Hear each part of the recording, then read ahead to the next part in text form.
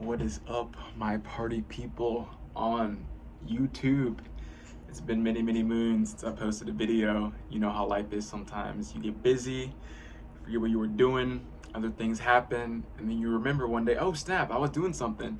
So just posting trip videos for you guys to take away some kind of, insights, safety precautions, just sitting down listening to a good story, whatever it may be. I realized that I enjoy telling stories and I'm gonna continue doing that. And so, most of these on the channel from henceforth are gonna be related to different experiences I've had on a variety of psychedelic compounds. And with that being said, this is just for educational purposes and just to, provide, a perspective to something that someone might not have any, expertise in. And so I want to share my experiences as well as talking about, philosophy, you know, things that have improved me over the years and developed me personally and spiritually. And so it's going to be a nice little mixture, but I figured I'd start you guys off with a rocker of a story. But yes, this was a DMT experience. I don't even know if you can see that, but freaking dope tapestry. DMT on the license plate. Eugenia Lawley, check her out. She does really cool collages, trippy psychedelic stuff with a cosmic influence, I guess you could say.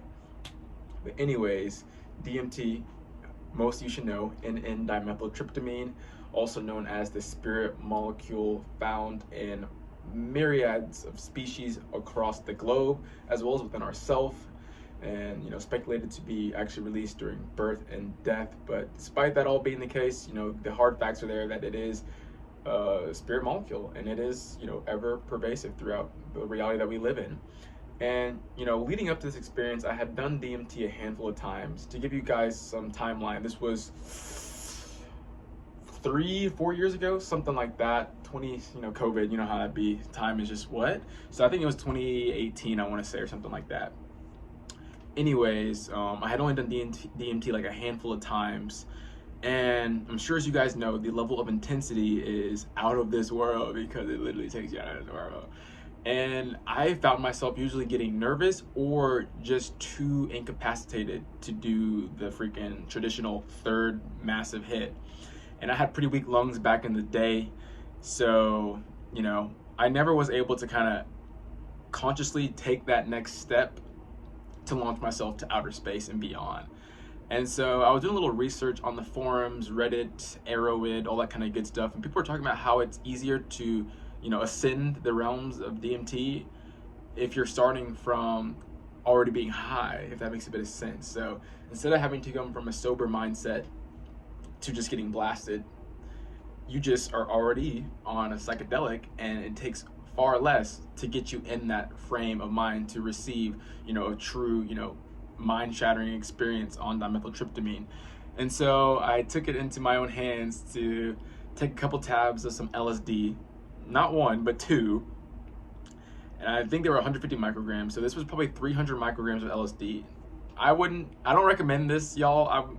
I have a lot of trips in my experience, and I'm a wild man. I wouldn't do that now. Let's just say that. Like, gosh, I look back on some of the experiences I've had. I'm just like, how was I so like nonchalant about these things? But anyways, yeah, I was like, you know what? 2 tabs is gonna be, a nice balance, and I'm gonna take a hit of the DMT at the peak of the LSD trip. And that's precisely what I did. So I'm not gonna get too much into the LSD trip because it wasn't. I mean, the recollection is kind of difficult. Really, what I remember is the peak of the DMT and post, and like much vividness. And so, anyways, fast forward, I am now like 4 hours into my LSD trip. I've got this rave going on in my room. Not this room, this was back when I was up at school at Texas Tech in my other apartment in West Texas. But literally, I was getting myself hyped up to some San Holo, one of my favorite artists. This one song was playing, I'll never forget it. It was One Thing, right? And so One Thing by San Holo is playing. I'm in my room, I'm hyping myself up, like the music is firing on all cylinders, like the visuals I'm seeing are pristine and kaleidoscopic in nature, and just, I'm not scared, I'm excited, like I'm like, let's go. There's no nervousness, it's like I'm hyped, I'm like, let's go, let's do this. And so, also, as I'm about to tell you this, do not stand up while smoking DMT. because you know you can fall over and hurt yourself. So don't stand up. Sit down, take a seat, relax. But anyways, I went into my bathroom. I wanted to see myself do this or whatever. I don't even know, because in my bathroom at the time, I had a pretty long mirror that would like move or whatever, and so it was like a full body mirror. It's like I'd love to go in that mirror when I was tripping, because I could just see like my whole body and just the patterns and the energy floating around me, and just it was always fun to go in the bathroom. I know some people are like, oh, look at it, but I loved it, dude. I loved it. I still do.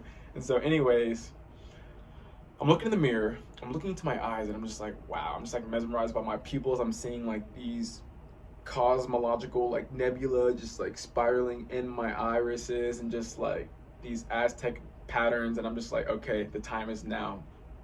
So I had done the method where it's not the most efficient way to consume DMT, but I had a pipe, nice little Sherlock Holmes pipe, and I think I used some marijuana. Now I know most people are like, you know, don't do that with DMT unless you're gonna pollute the experience. I wasn't really too worried about all that. I was, you know, it definitely probably affects it, no doubt about it. But that's what I had, so that's what I used. So I did the sandwich method, had some marijuana, sprinkle some DMT. Is probably like maybe like maybe 25, something like that, milligrams. I don't know. It's been a while. But anyway, sprinkle that on there, some more weed on top, and then I'll never forget. I'm now sparking the pipe, and there's like that pungent smell of DMT when it's burning, and I'm just like, I don't know if I got anything. And I just torch that bowl. I just torch it, just like. And then I remember turning around, looking at the toilet, and like as the smoke is just beginning to blow out, yo, it's go time. Things are happening at a very fast rate.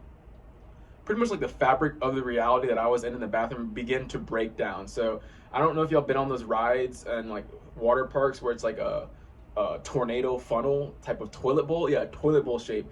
And I was looking at the toilet, so like everything was like breaking down in a toilet bowl manner. And I was like, oh snap, I need to like get to the bed. So literally I just like instantly, instinctively run out of the bathroom and just freaking just dive, just dolphin dive onto my bed. I'm just like, boom. And then it's like, okay, now things are happening. So it's like the best way I can describe it, it's like I'm transcending through levels of the experience. Like I'm going through tunnels, but like these tunnels are made up of different things. And the first tunnel that I remember is, you know, essentially I was entering this really tribalistic native like ger or yurt or teepee, if that makes any sense, like some sort of hut. And the music is really profound. I have some music in the background, but I'm also hearing like this other tone that wasn't the music. So like there's tone in the background as well.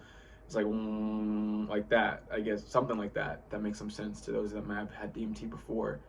And it's like this teepee or yurt or hut or the spiritual den that I was in was like rotating.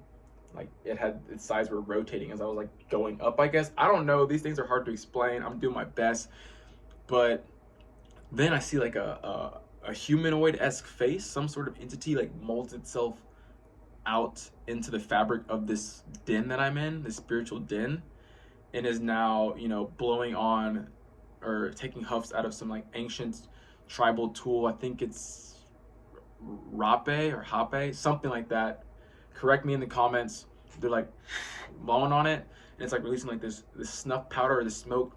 I don't know, but it's like coming out of his nose or whatever. I don't even know if this was a guy, a woman. It was like a being of sorts, some tribal being. It's like this was the first checkpoint. And this is all happening. I don't know how long this is actually happening in real time, but like this is seemingly going by like very quickly. Like everything I'm describing to you was like seconds, yo, and what I thought were seconds, I guess.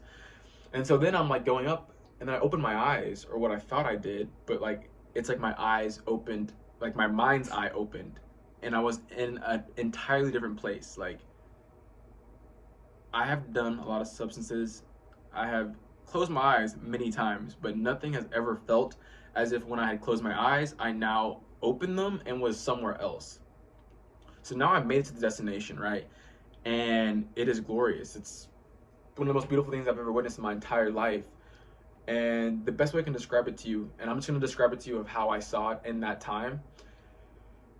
It's like I was on a beach landscape, or what I thought it was, and I looked up, and instead of seeing, you know, just normal night sky, it was like billions of galaxies and nebula and stars. It was like the universe. Like I was in the universe, but I was on like some strange planet where like I could just sit and see the universe like from where I was sitting, and everything was just so calm and peaceful. And man, it's hard to express because it's like the feeling that I had when I was there was out of this world, beyond words. Like I don't have any words to really convey what I felt, other than it felt like I had arrived home. And it was like a nice sunset color, orange, yellow, red tinge, escalating to purple, indigo, blues as the sky opened up into the universe. And there was what I thought were palm trees, just like a shadow of a tree of some sort. And I open my eyes and I'm coming to in my room, and I'm just like overcome with joy and laughter and happiness. And I'm sitting there, you know, crying tears of joy, of happiness. It's like I had been touched by like an angel and taken to where I had been freaking conceived or born in like the universe. I don't even know, man. It, even looking back on it, I'm just like, wonder what that all was, because I like nothing has ever triggered that sort of emotional response in me.